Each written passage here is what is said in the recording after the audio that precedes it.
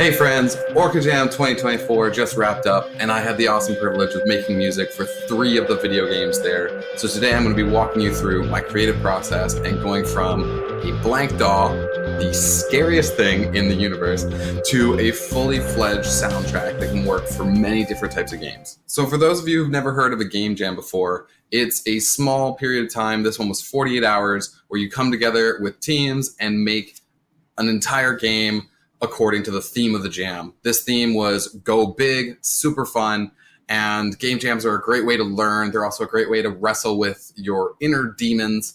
You know, the types of things that are like, you suck, everything you do ends in failure, everyone else here is better than you, why do you even try? Quit and never try anything again. But instead you just ignore all that and try to create the best thing that you can. Now, I got into making video game soundtracks after listening to some of my favorite games like Hollow Knight, Celeste, The Messenger, The Last of Us, God of War, series that just blow you away with the music and create something so immersive. And these game jams are a great opportunity to work with people who are at every end of the spectrum. I got to work with people who are 10 years into their professional game development career and people who are just starting out and trying something for the first time. So cool. Without further ado, let's get to the game and how you go about creating a song that's unique and fits the theme of that game. So I was working on a game called Big Beautiful Balloon, where you start off, you get to create a little face, draw it on the balloon, and then you jump into the story. You're a little kid and you absolutely love balloons. They're one of your favorite things. And then for your birthday, you wish to become a balloon. And you get your wish, much to your parents' dismay. So the game starts off and you're flying around, floating around, learning how to navigate this balloon, pump yourself full of air, and then release it to fly off over the obstacle courses that you'll face and collect these stars, which will give you enough wish points to wish back into a human being. Not sure why you'd ever want to go back to something that can't fly, but that's okay. And that's part of the game. It's super fun. Big Beautiful Balloon was made by some truly talented and incredible folks. I've got a link down in the description below where you can check it out. It's also got a global leaderboard so you can play it and try to put your best time on too. So now let's talk about creating a piece of music to match this game. Ideally, you'll have the chance to play the game and see what it's about before you start creating your musical piece for it. Now, in this circumstance with a game jam, you don't always get that because there's only 48 hours and they're working on creating the game the entire time.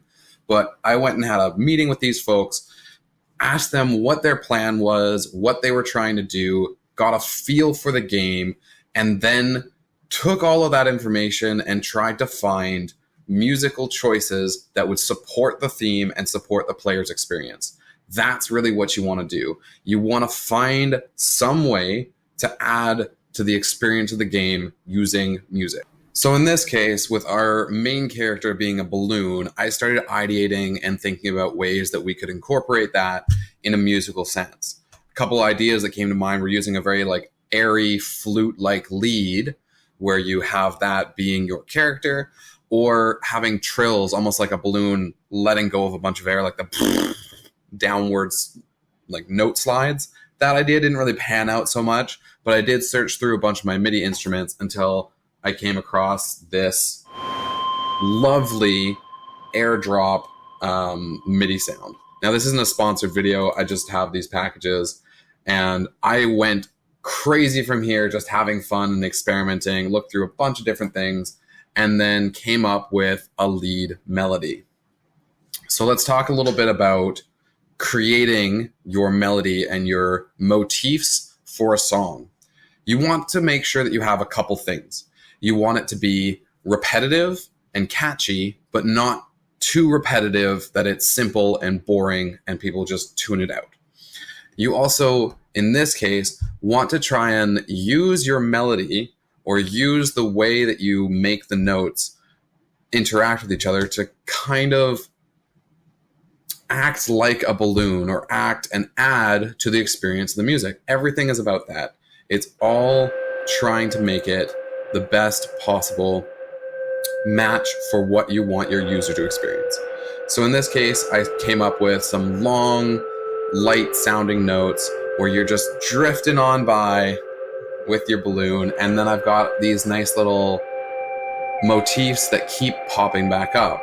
That one right there, the popping down then back up, and then also you can see this one coming in as well, where it's got a dotted quarter note, dotted quarter note, quarter note, and it just repeats that kind of 3-note descending or later ascending pattern.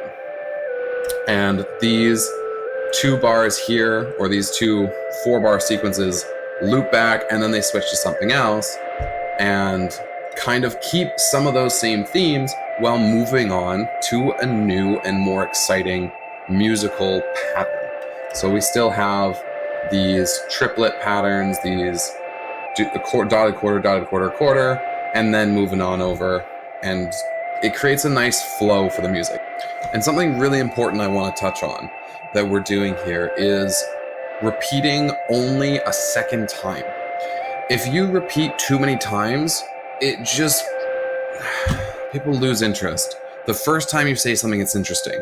The second time you say something, it can solidify the idea. The third time you say something, it just washes it out. And you generally, if you're making a soundtrack like this, keeping your repeats to only a second time and not a third can add a lot more emotion and a lot more engagement with your music. It's so subtle but powerful. And I'd recommend trying it out. See if you think that that's right. See if you think it's different. I found that, especially myself and with a lot of the people that I've talked to, if you repeat something too many times, it kind of just doesn't work. But there's so many ways to vary it. So here we're using a lot of the same ideas and we're going through them in different ways with either different notes or jumping to something else and then coming back later. So people can recognize the themes but not get bored with what's going on. As I was writing this lead melody, I kind of made it in tandem with this guitar riff pattern here. And it's just using a simple chord progression, 1, 6, 5, 4. So we're going from C major, A minor, then G major, and then F major. Pattern with the guitar here. The melody stays inside the key of C, so we're chilling. Pretty much any note you want to use is going to be fine. And I just played around with it. And as I mentioned, repeating a couple of these ideas, but making sure that it's not too repetitive is most of what you got to do. And I had a lot of fun with this. I think that's the best thing you can do for a soundtrack. If you're having fun making it, it's going to come across so much better. You need to have enjoyment in your creative process. Otherwise, what's the point? And if you don't enjoy it, no one else is going to enjoy it. So make sure you have fun. I wanted to kind of take this track after I got that lead melody and do something fun with it. So I decided, why not go for like a rock band arrangement outside of the lead melody? And so pretty soon after that, I added in this bass line and some drums. And a lot of people really like drums in basically every music, every soundtrack that you'll find. So drums are very commonly requested. Try to find a pattern that fits, but also isn't too busy. There's a lot of minute, powerful details I'm throwing at you all at once right here. I think the best thing you can do is have your idea of why you're making this song, what ties into the themes that's going to engage the listener and work with what's going on inside your game and enjoy the process. Now, you've probably also noticed that the guitar has this large grouping and a lot of the same stuff going on. So each of these is played humanized, so it's not the exact same every time, which is so crucial for this trick.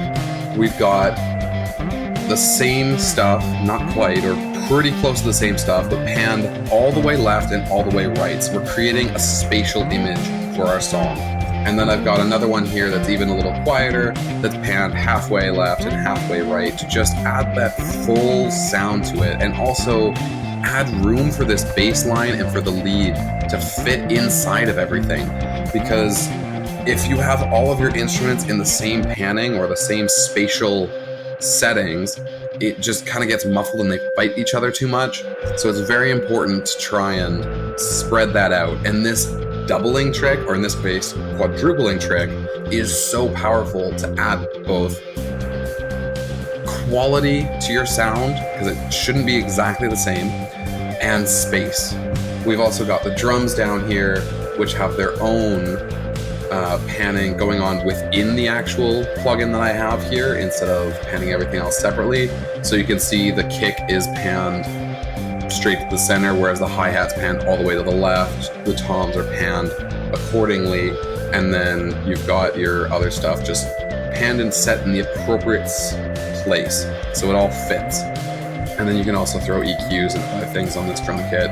Pretty cool plugin. You can get a lot of this stuff for free though, and you can use the built-in samples for Ableton and then pan them accordingly. Now the guitar and the bass have some really awesome stuff going on in here. We've got a bunch of pedals, preamplifiers, post pedals, and then it comes out with its rich, full sound. You can do a lot of this stuff for free. You just got to find the right plugins, but I'll walk you through what's going on here. So that electric guitar, which would be getting picked up normally on a real guitar, is first going through this distortion pedal, which originally, when they were making this effect, they just maximized the volume through old speakers and preamplifiers until it kind of broke the tubes and created a really crunchy, awesome effect that you now hear in a lot of rock and metal music. So this pedal just kind of simulates that effect without, in real life, damaging things. The phases here is kind of like a series of all-pass filters that smear the phase and spread the signal out more.